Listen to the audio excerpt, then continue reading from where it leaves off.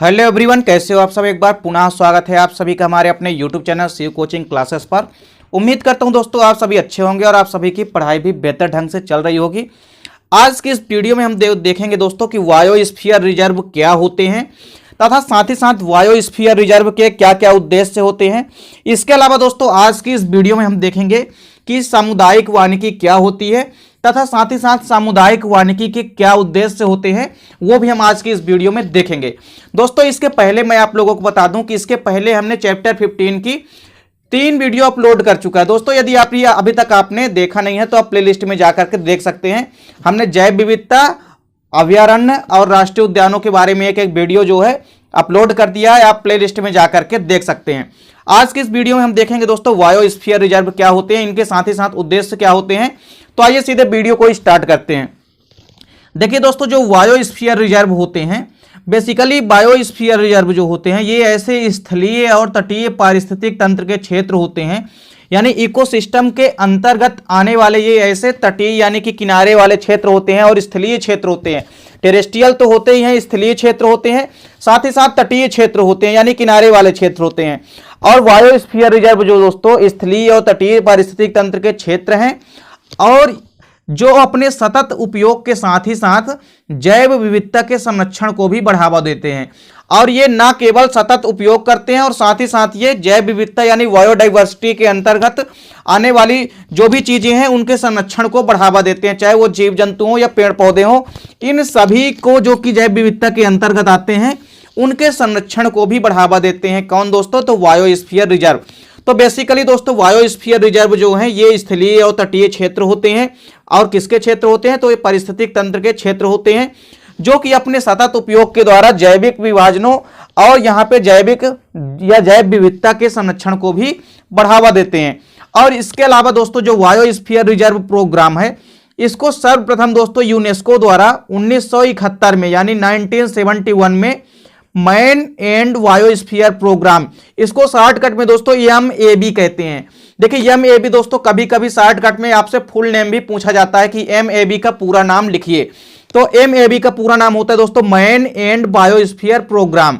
तो दोस्तों यहां पे यदि हम बात करें, सबसे पहले जो बायोस्फीयर रिजर्व प्रोग्राम है इसको यूनेस्को द्वारा सन 1971 में मैन एंड बायोस्फीयर प्रोग्राम के अंतर्गत जो है प्रारंभ किया गया था।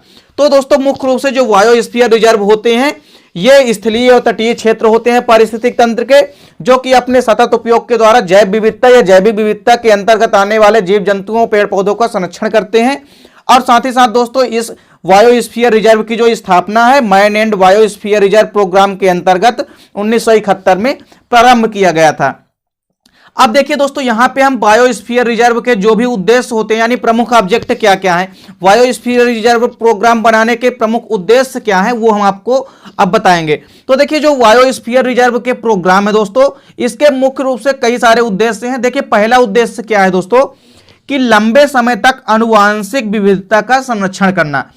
ज्यादा समय तक दोस्तों जो आनुवांशिक विविधता है यानी जेनेटिक वेरिएशंस है उनमें जो है इनका मुख्य रूप से संरक्षण करना, यानी आनुवांशिक विविधता जो है इसका लंबे समय तक संरक्षण करना, यह किसका प्रमुख उद्देश्य होता है दोस्तों? बायोस्फीयर रिजर्व प्रोग्राम का प्रमुख उद्देश्य होता है। दूसरा उद्देश्य क्या है दोस्तों कि पारिस्थितिक तंत्र में प्रतिनिधि नमूनों की जानकारी रखना।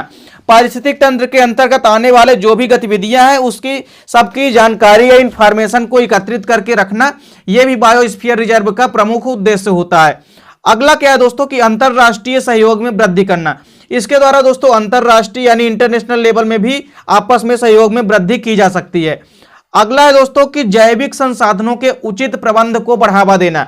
जो भी दोस्तों जैविक संसाधन है और जो भी खनिज पदार्थ है उनको उचित प्रबंध करना तथा उनके संरक्षण को भी बढ़ावा देना, यह भी बायोस्फीयर रिजर्व का प्रमुख उद्देश्य होता है। अगला है दोस्तों कि शिक्षा एवं प्रशिक्षण के क्षेत्र में नई संभावनाओं को ढूंढना। तो बायोस्फीयर रिजर्व प्रोग्राम के अंतर्गत दोस्तों कई सारे सर्चिंग लाइन में और प्रशिक्षण संस्थानों में तथा नई नई संस्थानों में इसकी नई संभावनाओं को भी ढूंढा जा सकता है। इसके अंतर्गत यह भी प्रमुख उद्देश्य होता है बायोस्फीयर रिजर्व प्रोग्राम का। अगला है दोस्तों कि व्यवहारिक एवं बेसिक जानकारी जो है इसके अनुसंधान को भी बढ़ावा देना। तो बेसिक व व्यवहारिक अनुसंधान को भी बढ़ावा देना, यह किसका उद्देश्य होता है? ये प्रमुख रूप से बायोस्फीयर रिजर्व या बायोस्फीयर रिजर्व प्रोग्राम का प्रमुख उद्देश्य होता है। अब देखिए दोस्तों, यहां पे हम देखेंगे कि सामुदायिक वानिकी क्या होती है तथा सामुदायिक वानिकी के क्या क्या प्रमुख उद्देश्य होते हैं वो भी हम देखेंगे।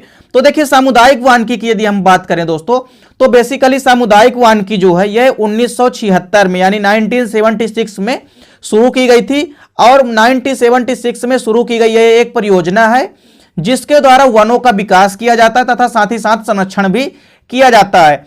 और यह परियोजना जो है भारत सरकार द्वारा चलाई जा रही है।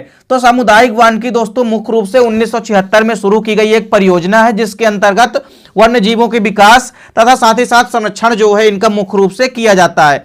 और इस परियोजना को भारत सरकार के द्वारा ही चलाया जा रहा है। और देखिए, यहां पे सामुदायिक वानिकी के आप प्रमुख उद्देश्य देख लेते हैं। तो देखिए, सामुदायिक वानिकी के कई सारे उद्देश्य हैं। पहला उद्देश्य क्या है कि वनों में उपयोगी वृक्षों को रोपना या लगाना। तो वनों के अंतर्गत कई सारे उपयोगी वृक्षों को लगाना, और इसके अंतर्गत कई सारी योजनाएं भी चलाई गई है जिसके अंतर्गत यह भी कहा जाता है कि 1 साल में 1 वृक्ष लगाएं। इस और कई सारे कथन है इसके संदर्भ में। तो मुख्य रूप से सामुदायिक वानिकी का प्रमुख उद्देश्य क्या है कि वनों में उपयोगी वृक्षों को लगाना, जिससे कि हमको शुद्ध ऑक्सीजन की भी प्राप्ति होती है और कई सारे वन संपदा के संरक्षण में भी सहयोग हम बना सकते हैं। तो वनों में उपयोगी वृक्षों को लगाना यह प्रमुख उद्देश्य होता है किसका, सामुदायिक वानिकी का। दूसरा उद्देश्य क्या है कि विलुप्त हो रही वन्य प्राणियों के विकास संरक्षण को प्रदान करना। तो देखिए, जो भी प्राणियां या जो भी जीव जंतु जो विलुप्त होने के कगार पे हैं या विलुप्त हो चुके हैं, तो जो बेसिकली विलुप्त होने के कगार पे हैं उन प्राणियों के संरक्षण की व्यवस्था को निर्धारित करना या उनका संरक्षण जो है प्रदान करना। अब चूंकि वनों को यदि हम लगाएंगे, ज्यादा से ज्यादा वृक्षों को रोपित करेंगे, जिससे वन्य जीव जो है दूसरी जगह जहां पे डिस्ट्रैक्ट नहीं होंगे और दूसरी जगह वो पलायित नहीं होंगे, वो अपने स्थानों पर बने रहेंगे। तो विलुप्त हो रहे वन्य प्राणियों को भी संरक्षण प्रदान करना सामुदायिक वानिकी का प्रमुख उद्देश्य होता है। अगला उद्देश्य है दोस्तों कि प्रदूषण से उत्पन्न खतरे को कृत्रिम वनों के विकास के द्वारा दूर करना। प्रदूषण दोस्तों एक ऐसी समस्या जिसके कारण वन्य जीवों से लेकर के वन्य प्राणियों से लेकर के वन संपदा भी प्रभावित होती है।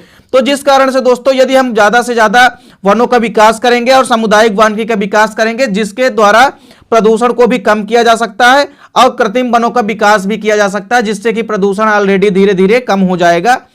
अगला उद्देश्य है दोस्तों कि व्यक्तिगत क्षेत्रों में, यानी जो पर्सनल किसी व्यक्ति का जो एरिया या क्षेत्र है उसमें सहकारी सहयोग से वनों का विकास करना।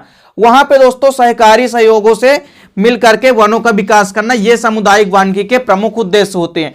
तो दोस्तों यहां पे हमने 2 क्वेश्चन आपको कराए, बायोस्फीयर रिजर्व क्या होते हैं और बायोस्फीयर रिजर्व प्रोग्राम जो है इसके प्रमुख उद्देश्य क्या क्या होते हैं, साथ ही साथ सामुदायिक वानिकी क्या होती है तथा सामुदायिक वानिकी के प्रमुख ऑब्जेक्ट या उद्देश्य क्या होते हैं। ये दोनों क्वेश्चन दोस्तों पेपर के पॉइंट ऑफ व्यू से काफी इंपॉर्टेंट है, इसलिए इन क्वेश्चनों को आप अच्छे से तैयार करिएगा।